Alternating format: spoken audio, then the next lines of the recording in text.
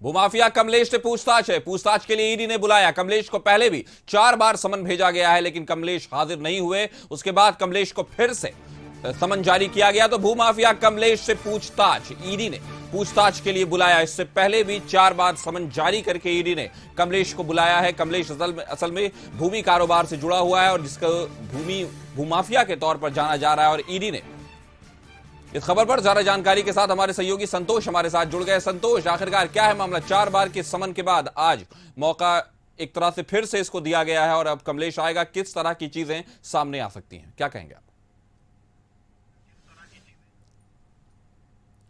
देखिए, जमीन माफिया जो कमलेश है वो उसके खिलाफ 4 बार ईडी समन भेज चुकी है, लेकिन आज फिर 5वें सम्मन के बाद भी अभी तक ईडी कार्यालय नहीं पहुंचा है। इसी ईडी कार्यालय में दिखाना चाहेंगे, इसी ईडी कार्यालय में पूछताछ होनी है, लेकिन 5वें सम्मन के बाद भी ईडी कार्यालय नहीं पहुंचा है। उस पर आरोप है कि जमीन जो किस तरह आदिवासी जमीन का नेचर बदलकर वो जमीन का करोड़ों का उगाई करता था, उसी मामले में, क्योंकि शेखर कुशवाहा की गिरफ्तारी हुई थी, उसी मामले में जब पूछताछ ईडी रिमांड पर लेकर पूछताछ ईडी के अधिकारी किए तो इसका नाम का खुलासा हुआ।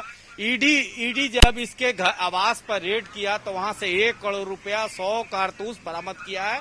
लेकिन 5वें सम्मन के बाद भी आज ईडी कार्यालय कमलेश नहीं पहुंचा है। तो देखना होगा कि आने वाले समय में ईडी कमलेश के खिलाफ क्या कार्रवाई कर, क्योंकि 5वें सम्मन के बाद भी आज भी ईडी कार्यालय नहीं पहुंचा है। और कई लोगों से पूछताछ हुआ, चाहे वो कांके सीओ की बात करे, उनसे भी पूछताछ हुआ है। और जो स्थिति है कि लगातार ईडी सम्मन भेज रही है, लेकिन कमलेश हाजिर नहीं हो रहा है।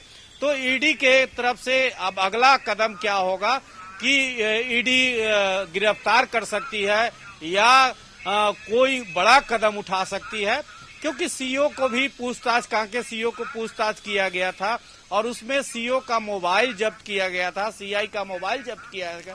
कांके के इसके गांव में भी ईडी के अधिकारी रेड किए थे, वहां से कि कई कागजात, और झारखंड स्टेट के हेडक्वार्टर एनआईसी में भी रेड किया गया था, तो कई कागजात और कई कर्मचारी से वहां पूछताछ हुआ था।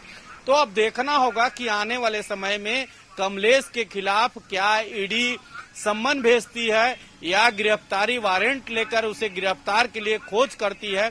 और उसके बाद भी अगर कमलेश हाजिर नहीं होता है तो उसके खिलाफ कुर्की जब्ती की कार्रवाई हो, तो क्योंकि 5वें सम्मन के बाद आज भी कमलेश जमीन माफिया जो है वो आज भी नहीं पहुंचा है ईडी कार्यालय में। और अब देखना होगा, थोड़ा सा इंतजार करना होगा कि अगर आज भी नहीं पहुंचता है तो ईडी के अधिकारी इसके खिलाफ क्या कार्रवाई करते हैं। जी, तो ईडी क्या कार्रवाई करती है कमलेश के साथ, ये तो देखना होगा। लेकिन अगर वो आज भी नहीं पहुंचता है 5वें समन के बाद, तो कहीं ना कहीं कमलेश को लेकर जो संदिग्धता है वो और बढ़ जाएगी। हमारे साथ जुड़ने के लिए संतोष आपका शुक्रिया। खबर पर नजर बनाए रखें।